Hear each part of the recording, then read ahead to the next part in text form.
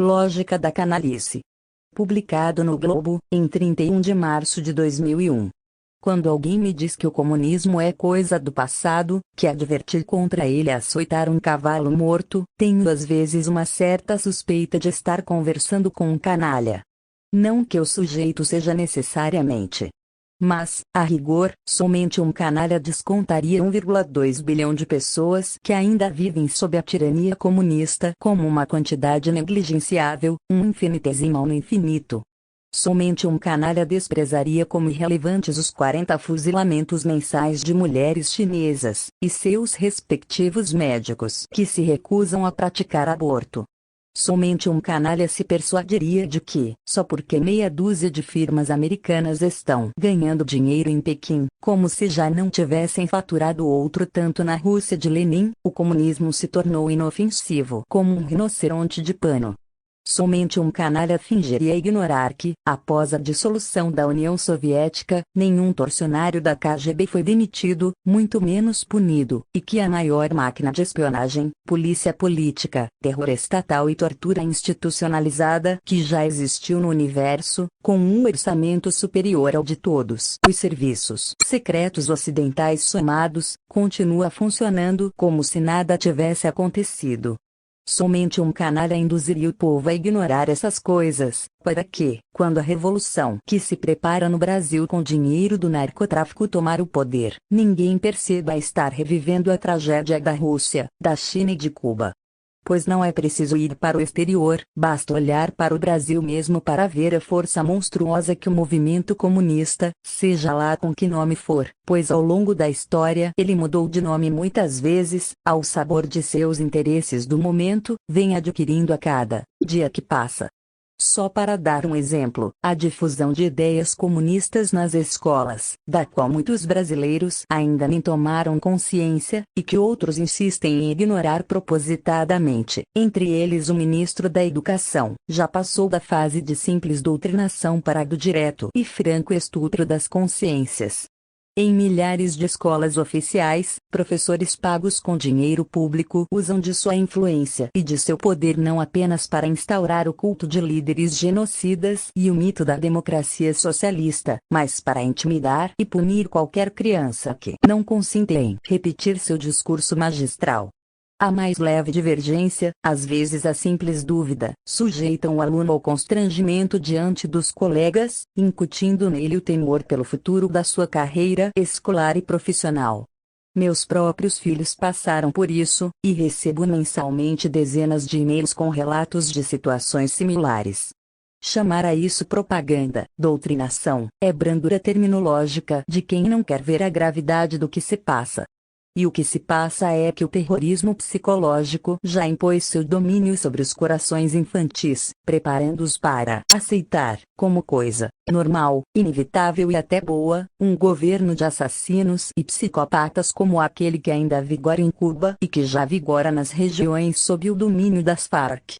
Em face disso, os brasileiros reagem, encobrindo fatos com palavras, amortecendo a consciência do perigo mediante chavões soporíferos, exibindo aquele ar de calma fingida que trai o medo, o pavor de encarar a realidade. Direi que isso é ingenuidade. Não. A ingenuidade não tem a astúcia verbal requerida para tamanho auto-engano. Um leitor, todo empombado de falsa ciência, me escreve que o comunismo não foi mais violento do que as guerras de religião, o Santo Ofício, a queima de bruxas ou a noite de São Bartolomeu. Com aquele ar sabe tudo de professorzinho de ginásio, cita o horror de Montaigne ante a crueldade das guerras civis de seu tempo e conclui que a violência sempre esteve presente nas diferentes fases da história.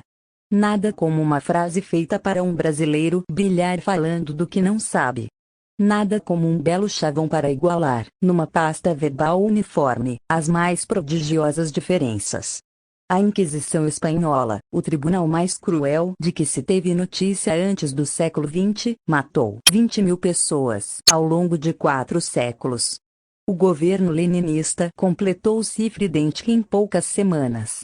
Ademais, quase todos os exemplos de crueldade em massa observados ao longo da história se deram por ocasião de guerras, seja entre estados, tribos ou grupos religiosos. A repressão soviética foi o primeiro caso de violência estatal permanente contra cidadãos desarmados, em tempo de paz. O exemplo proliferou. Quando os alemães começaram a enviar judeus a Auschwitz, 20 milhões de russos já tinham sido mortos pelo governo soviético. Mesmo ao término da sua obra macabra, em 1945, o nazismo, com toda a máquina genocida montada para esse fim, não tinha conseguido igualar a produtividade da indústria soviética da morte. Sob qualquer aspecto que se examine, o socialismo não é de maneira alguma uma ideia decente, que se possa discutir tranquilamente como alternativa viável para um país, ou que se possa, sem crime de pedofilia intelectual, incutir em crianças nas escolas. É uma doutrina hedionda, macabra, nem um pouco melhor que a ideologia nazista, que, para acúmulo de cinismo, ainda ousa falar grosso, em nome da moral, quando condena os excessos e violências, incomparavelmente menores, que seus adversários cometeram no afã de deter sua marcha homicida de devoradora de povos e continentes. Tão logo aceitamos a lógica infernal da sua propaganda, obscurecemos nossa inteligência, perdemos o senso da verdade e o senso das proporções. Perdemos até o senso do antes e do depois. Incuta em nós, por exemplo, a noção de que a guerrilha brasileira foi a única saída que lhes foi deixada pelo governo repressor que, em 31 de março de 1964, fechou todas as portas à oposição legal. Mas como pode ter sido isso, se a guerrilha começou em 1961, sempre dirigida e financiada desde Cuba?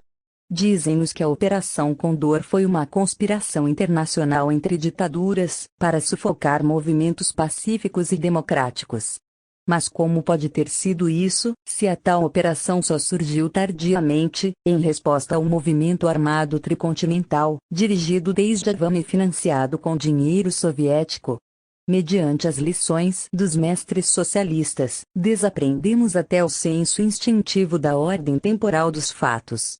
Acreditar nessa gente, ainda que por breves instantes, é desmantelar o próprio cérebro, é destruir em nossas almas a capacidade para as distinções mais elementares e autoevidentes. Por isso já não tenho mais paciência com pessoas que consentem que seus filhos sejam submetidos a esse tipo de estupidificação. Por um tempo, imaginei que fossem apenas idiotas, covardes ou preguiçosos. Mas a idiotice, a covardia e a preguiça têm limites. Ultrapassado a um certo ponto, transformam-se na modalidade mais requintada e sutil de canalice.